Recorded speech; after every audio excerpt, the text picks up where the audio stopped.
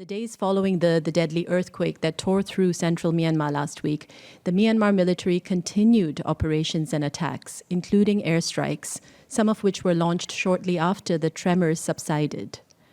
Our office has received reports that the military has carried out at least 53 attacks, including strikes by aircrafts and drones, artillery and paramotors in areas affected by the earthquake.